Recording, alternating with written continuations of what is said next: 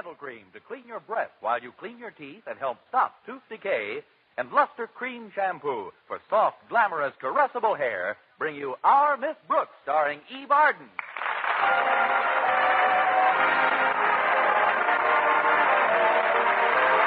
It's time once again for another comedy episode of Our Miss Brooks, written by Al Lewis. Well, as some of you may remember, last night was New Year's Eve. Well, like everyone else, our Miss Brooks, who teaches English at Madison High School, had looked forward to celebrating with considerable anticipation. But as the poet Robert Burns put it, the best laid plans of mice and men gang aft to gley. I don't know about the men, but I'm certainly one of the mice Robbie had in mind, because last night somebody really ganged up on my gley. Everything started off normally enough Saturday morning as I joined my landlady at the breakfast table. Here, Connie, here's some tomato juice. It'll do you good, dear. What is this, a down payment on tomorrow morning? Oh, you won't need any tomorrow. Not if you come to my party tonight. What kind of a party are you having, Mrs. Davis? Very quiet, Connie. I've just asked some of the neighbors in to listen to the radio and maybe dance a bit. It'll be a nice, relaxed evening. Of course, I am having some help with the refreshments. Who's helping you? Barney, the bartender from Mulligan's Saloon. That should lead to a very relaxed evening, earlier than you think. Oh, he's not going to serve any whiskey. You see, ever since he's been working for Mr. Mulligan, Barney's insisted on having New Year's Eve off. Why is that? He can't stand drunks. Barney likes nothing better than to drop over here and make us a little friendly bowl of punch. If I remember correctly, Connie, you sampled some of Barney's punch last year. I almost did, Mrs. Davis. Somebody jostled me as I was about to drink some, and I spilled it on my black evening gown. I don't remember that at all, Connie. I do. It started a run in my dress. Oh, you're exaggerating, dear. It was a very mild mixture. Why, we even dipped lady fingers into the punch bowl after a while. I know. And a little while after that, the lady fingers were diving into the bowl. I'm just teasing you, Mrs. Davis. I'd like nothing better than to share a little punch with you tonight, but I probably have a date with Mr. Boynton. Probably. Hasn't he asked you yet, Connie? Oh, you know Mr. Boynton. It takes him a week to get enough courage to speak up. You'd think he'd know where he stands by now. I've dropped him enough hints, heaven knows. Hints? Just yesterday, I told him I thought there was nothing quite as exciting as the scent of an orchid and the popping of champagne corks. Do you think it'll work, Connie? Indubitably, Mrs. Davis. He'll probably take me into a florist shop and let me smell an orchid while he cracks his knuckles. Mr. Boynton isn't the biggest spender in the world, is he, Connie? No, I think there's a Maharaja in India who spends $8 or $9 a week more. But after all, Mr. Boynton is a school teacher, and he probably just can't. Now, who can that be? Come on in. It's not locked. Finished with your cereal, Connie? Yes, thanks. Well, good morning, Miss Brooks, Mrs. Davis. Hello, Mr. Boynton. Now, isn't that a coincidence, Mr. Boynton? I was just going to clear away the table and clear out. Oh, what's coincidental about that? Now she's got a good reason to. Exactly. See you later, folks. Take your time, dear. Well, Mr. Boynton, this is rather a surprise visit. Oh, yes, Miss Brooks, I guess it is. Want a cup of coffee? All right. Keeps pretty hot in this percolator. There you are. Thank you. Well, that was fun. What'll we do now?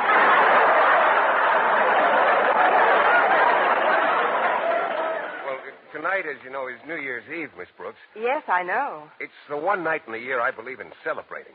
You see, the only fun a bachelor can have, especially a bachelor school teacher, is to really let go once in a while.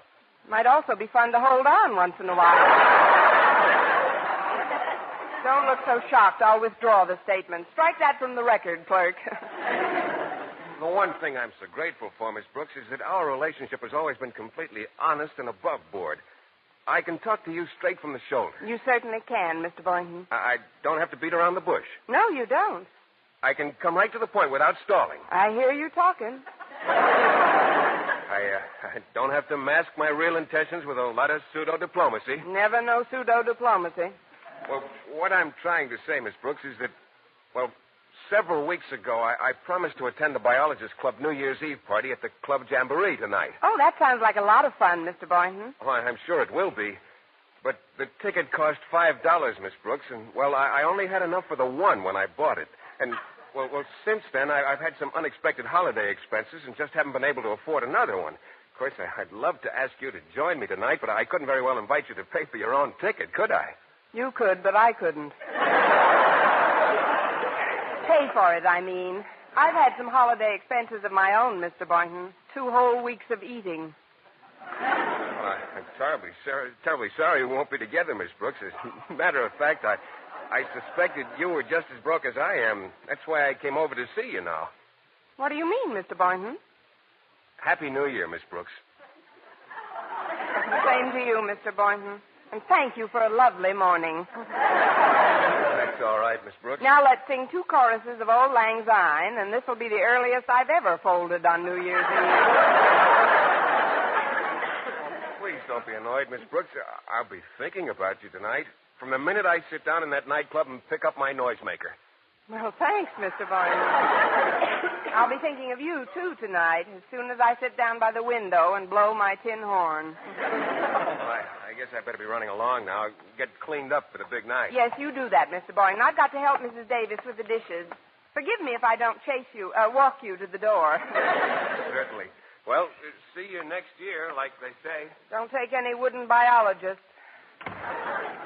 Now, that's just dandy. What's just dandy, Connie? Oh, where'd Mr. Boynton go? Home to rest. Oh, we've got a big night ahead of us, eh? We've got a big night ahead of him. Mr. Boynton is going to the biologist party alone, Mrs. Davis. Alone? But why, Connie? He just can't afford to take me with him. The tickets are $5 a copy. Now, if I had $5, I could... Mrs. Davis. I'd be happy to, Connie. You would? Of course, but I haven't got a quarter. I spent my entire budget for this week on tonight's party. Oh, well, thanks just the same, Mrs. Davis. No sense in worrying about it, I guess. New Year's Eve is just another night. Maybe that's Mr. Boynton again. I'll finish up in the kitchen, Connie. Come on in. The door is still open. Good morning, Miss Brooks. Mr. Conklin, what fortuitous circumstance brings Madison's esteemed principal to the humble abode of a lowly faculty member? You've seen your share of Charlie Chan movies, haven't you?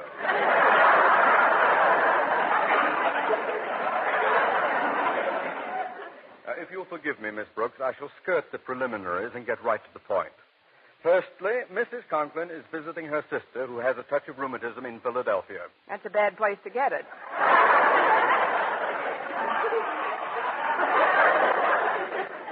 Let's dispense with the fripperies, shall we? Secondly, her sister has sent their little boy, age 6, to spend the holidays with my daughter Harriet and myself. Thirdly, I've promised Harriet she can go to a New Year's Eve party tonight. And fourthly, I have a dinner engagement with some old professor friends of mine from state normal days. But I don't understand, Mr. Conklin. At this late date, it is almost impossible to secure a babysitter, Miss Brooks.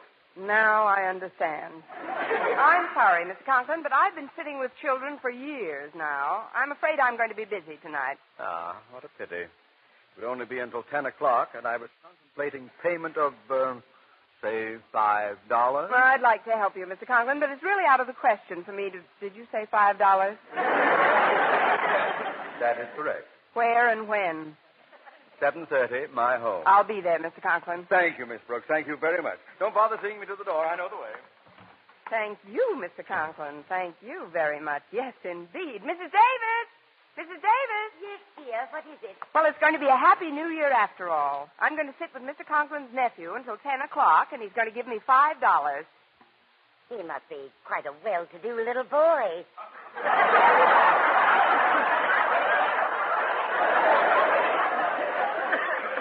Mr. Conklin's going to give me the $5. Don't you see, Mrs. Davis? Now I can buy my own ticket to the Club Jamboree and see the old year out with Mr. Boynton after all. Oh, how nice for you, Connie. Oh, just one thing, Mrs. Davis. On our way to the club, may I stop by here to pick up some lady fingers? But doesn't the $5 you pay include a midnight supper, Connie? Yes, it does, Mrs. Davis. Then what in the world do you want with lady fingers? We've got to have something to slip the waiter.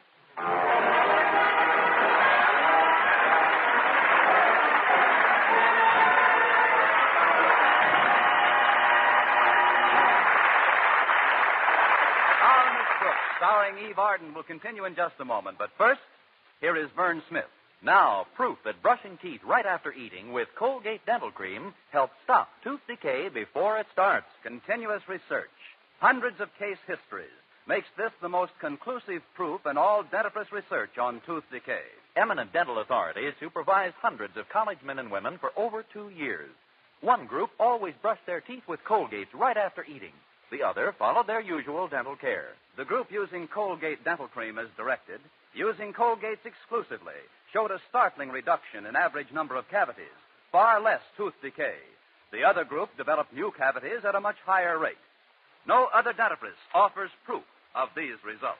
Modern research shows decay is caused by mouth acids, which are at their worst right after eating. Brushing teeth with Colgates as directed helps remove acids before they harm enamel. Yes, Colgates contains all the necessary ingredients, including an exclusive patented ingredient for effective daily dental care. So remember, always use Colgate Dental Cream to clean your breath while you clean your teeth and help stop tooth decay.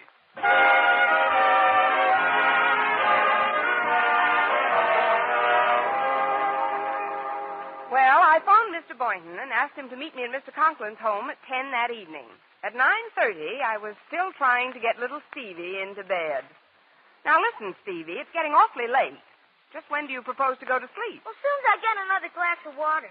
But I've given you 3 glasses of water in the last half hour. What do you do with them? I drank 2 and gave one to my animals. See? Uncle Osgood bought me these toys for Christmas. They're very nice. Now get into bed, please. Well, first tuck my lion in the bed. All right. There, your lion's in bed. Now my tiger. Okay, your tiger's in. Now put my Black Panther in. Right, the Black Panther's tucked in. Now I'll just tuck... Stevie, why aren't you getting into the bed? Who do you think I am, Clyde Beatty?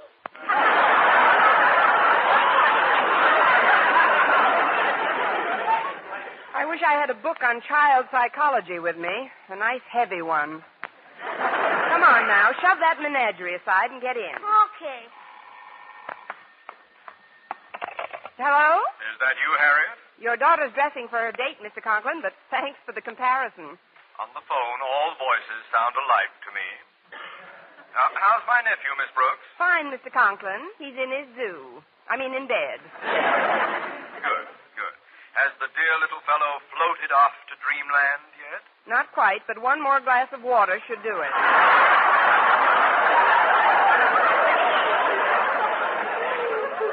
There hasn't been any change in plan, has there, Mr. Conklin? Why, no, Miss Brooks. Then I can expect you in about half an hour? I'm afraid it'll be considerably longer than a half hour, Miss Brooks. I'm staying over with some friends. But you said you'd be back at 10. That's right. I'll be back at 10 a.m. Oh, but Mr. Conklin... Awfully nice of you to do this for me, Miss Brooks. Good night and a Happy New Year to you. Oh, this is terrible. Harriet! Oh, Harriet! Yes, Miss Brooks? Your dad just called and told me he won't be home until tomorrow morning. I know. He's staying with some old friends of his. From Normal. There's nothing normal about it. When I agreed to act as Stevie's sitter, I thought your father would be back at 10 tonight. I have a date at that time with Mr. Boynton. Oh, that's a shame, Miss Brooks. Maybe I could call your dad back so we could make some other arrangements. You know where these friends of his live? No, I don't. But don't get panicky. We'll think of something as soon as I finish dressing. That must be Walter Denton. Will you let him in, please? I'll just be seconds finishing up. All right, Harriet. Coming. Miss Brooks, I want a glass of water. Quiet, Stevie. Darn kid. If it weren't for him, I could go... Take it easy. I'm coming. Happy, happy, happy New Year, Miss Brooks.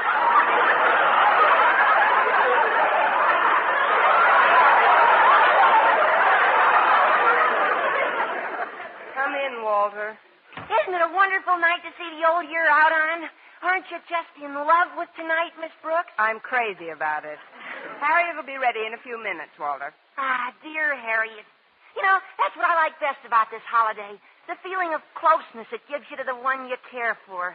Especially during that one breathless, rapturous moment right before midnight. That moment like the hush of a giant wave ere it pounds mightily upon the golden sands. That tongueless moment of promised ecstasy culminating in a crescendo of clamorous, amorous bliss. Have you ever ever been hit with a 6-year-old child? Gosh, Miss Brooks, you don't seem very happy about New Year's. Haven't you got a date with Mr. Boynton? That's just the trouble, Walter. I have. But I also have a date to sit here with Mr. Conklin's nephew, Stevie, until Uncle returns in the morning. It was all a misunderstanding, mostly on my part. Gee, that's a tough break, Miss Brooks. Isn't there any way out for you? I know. Maybe you could hire a babysitter to sit in your place. Of course, it couldn't be just any ordinary person. It would have to be a very special kind of sitter to fill your shoes. You never were great in anatomy, were you, Walter? But that wouldn't work either. Even if I had the money, which I haven't, it's too late to get anybody now. Well, here I am, Walter. How do I look? Devastating, Harriet. Absolutely soul-destroying. How do you think I look, Miss Brooks? Very atomic, Harriet. You should be the center of all eyes at your party. Gee, I kind of hate to go with you in this spot, Miss Brooks. Did you tell Walter about your dilemma? Yeah, she did, Harriet. But we can't seem to think of any way out. Oh, don't worry about me, kids. I'll just celebrate New Year's Eve some other night. Maybe when Mr. Boynton comes to pick you up, you could talk him into staying here with you instead of going to his old biologist club party. Yeah, there's a swell phonograph and some keen records you could dance to. Maybe I'll do that. In fact, I may do that even if Mr. Boynton doesn't stay. Brooks, I want a glass of water. Excuse me, kids. I guess I didn't tuck him in tight enough. I'll be right there, Stevie. You run along to your party and have a good time. You're certainly noble, Miss Brooks. I'm not noble. I'm stuck. Go ahead now. It's almost 10 o'clock. Noble or stuck, you're solid, Miss Brooks. Thanks, Walter. Maybe Mr. Boynton will notice it and stick around a while. I sure hope so. Me too. Have the best possible New Year's under the circumstances, Miss Brooks. I'll do my best. So long, kids. Hey, did Cousin Harriet go out with Walter Denton? Yes, Stevie, she did. He's an idiot. He's very fond of you, too. Here's your water. Oh, thanks. Hey, could I also have an ice cream cone? No, Stevie, no ice cream cones at this hour. With a pickle in it? That's different. You've got to have your vitamins. No, I'm just fooling. You've eaten quite enough for one night. Are there any pickles in the house? No, but I'd gladly let you have the one I'm in. Well, here's my glass. You better leave it near the picture. I might get hungry again. Thirsty. Oh, that's Mr. Boynton. Now, you put your little head down and dream you're a battleship. Okay. Good night, Miss Brooks. Good night, Stevie. I'll be right there.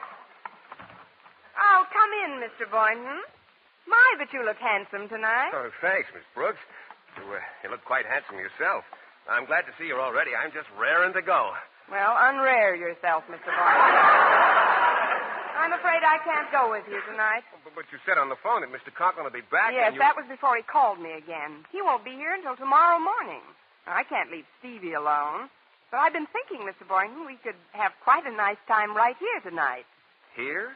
You and me? And the phonograph. There are some fine records stacked over there by the sofa. But, Miss Brooks, we have no chaperone. Who has no chaperone? I'm here. I'm sorry, Miss Brooks. I've already paid for my ticket, and the other members of the club expect me at the club jamboree. In fact, I promised I'd be there by 10:30. Well, it's only 10 now. You could stay for a little while. Here, sit down on the couch, Mr. Boynton. Well, I guess I could stay for about 10 minutes or so. Fine, we'll have a million laughs. Do you like records, Mr. Boynton? Oh, yes, I do. Oh, say, here's quite a pile of them. Let's see what some of the titles are. That should be fun. Here's a batch for you. I'll go through these. Don't you think you're sitting rather close to me, Miss Brooks?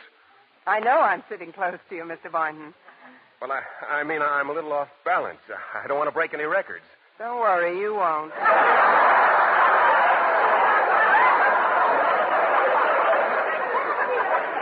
Oh, say, here's a great old number. If I could be with you 1 hour tonight. I'm a lone cowhand. Baby, it's cold outside. Don't fence me in. I'm in the mood for love. It's too late now. I can dream, can't I? All right, Louie, drop the gun. Everything I have is yours. I got plenty of nothing.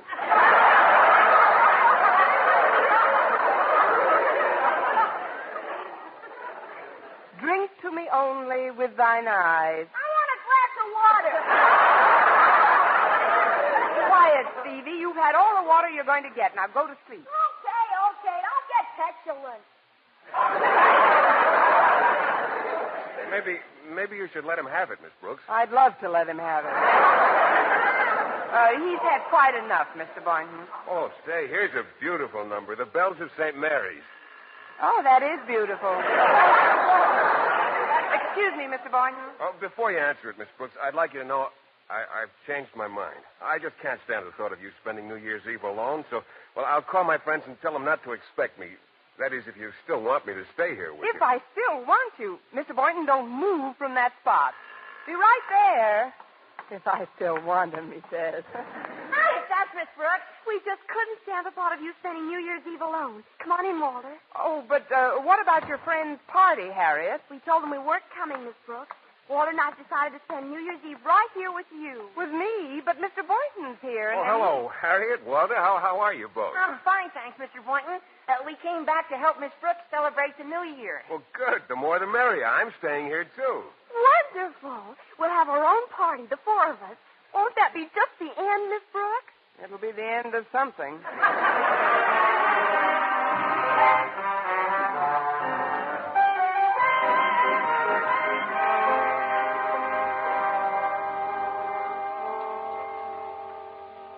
Well, I've certainly had a good time so far. So have I, drinking Cokes and playing records. Oh, it has been rather exciting at that. Don't you think so, Miss Brooks? Thrilling. I can hardly wait until midnight. What are you going to do then? I'm going to crack open a brand new bottle of sweet air and spray the kitchen. It's almost midnight now. Gee, I wish Daddy were here.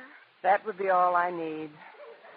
Turn the radio on, Walter. The Club Jamboree is broadcasting their New Year's Eve party. Oh, okay, Mr. Boynton. Poor Daddy's missing all the fun.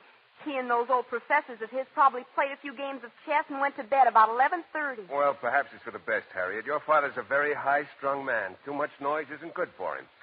I've got the station. Well, it's 2 minutes to midnight, folks, and here to give you the signal at the stroke of 12 is one of our most distinguished citizens and an honored guest of Club Jamboree. Here he is, your friend and mine, happy-go-lucky, gag-a-minute, Osgood Conklin. Osgood Conklin? Good evening, ladies and gentlemen, and thank you for that charming introduction, Professor Young. That's him, all right. I have just time before the old year is dead to tell you lovely people that a funny thing happened to me on my way to the club tonight. A panhandler stopped me outside the door and said, "Mister, I haven't had a bite all week." So I bit him.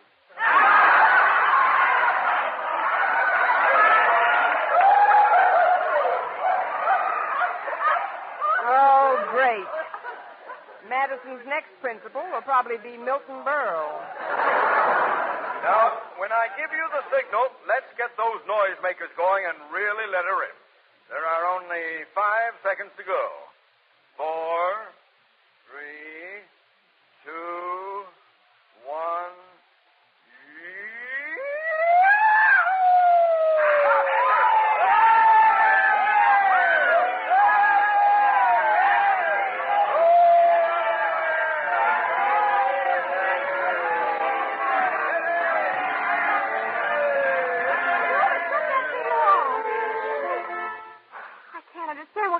Daddy tonight. Maybe it was some of Mrs. Davis's fruit punch.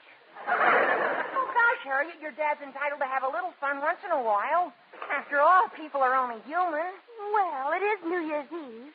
It sure is. And it's midnight, too, Harriet. You know what that means? I guess so, Walter. Well, come on, I'm all puckered.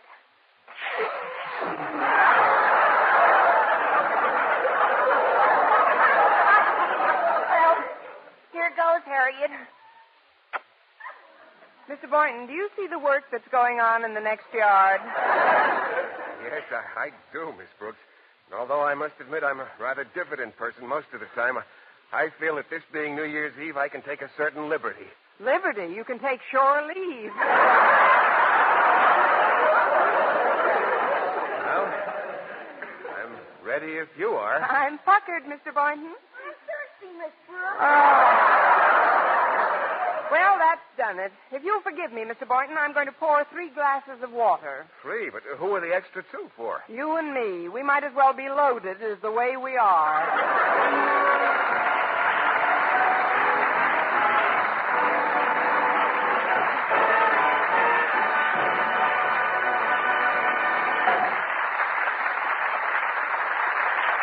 Eve Arden returns in just a moment, but first, Dream girl, beautiful luster cream girl. tonight, yes, tonight, show him how much lovelier your hair can look after a Luster Cream shampoo. Luster Cream, world's finest shampoo. No other shampoo in the world gives Kay Dumit's magic blend of secret ingredients plus gentle lanolin. Not a soap, not a liquid. Luster Cream shampoo leaves hair 3 ways lovelier. Fragrantly clean, free of loose dandruff, glistening with sheen, soft, manageable. Even in hardest water, Luster Cream lathers instantly. No special rinse needed after a Luster Cream shampoo. So gentle, Luster Cream is wonderful even for children's hair. Tonight, yes, tonight, try Luster Cream shampoo. Dream girl, beautiful luster cream girl. You owe your crowning glory to a luster cream shampoo. Ladies and gentlemen, we take pride in announcing that the poll of newspaper and magazine radio editors taken by Motion Picture Daily for Fame magazine showed that Eve Arden was voted the best radio comedian in 1949.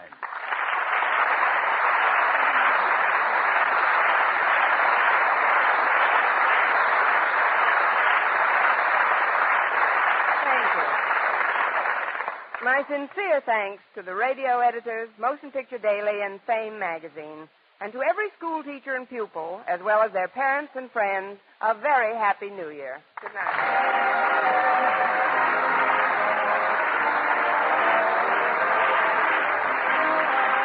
Next week, tune into another Our Miss Brooks show brought to you by Luster Cream Shampoo for soft, glamorous, caressable hair and Colgate Dental Cream to clean your breath while you clean your teeth and help stop tooth decay. Our Miss Brooks, starring Eve Arden, is produced by Larry Burns, directed by Al Lewis, with music by Wilbur Hatch. Mr. Boynton is played by Jeff Chandler, Mr. Conklin by Gail Gordon. Others in tonight's cast were Jane Morgan, Dick Crenna, Gloria McMillan, and Jeff Silver.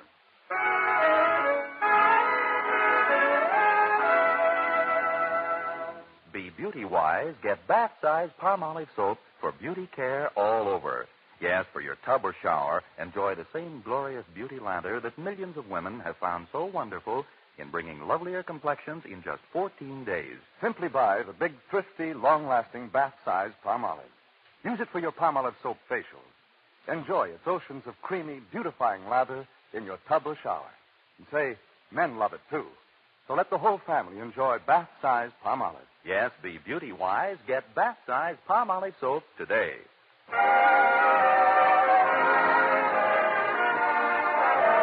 For mystery liberally sprinkled with laughs, listen to Mr. and Mrs. North, the exciting, fun-packed adventures of an amateur detective and his beautiful wife.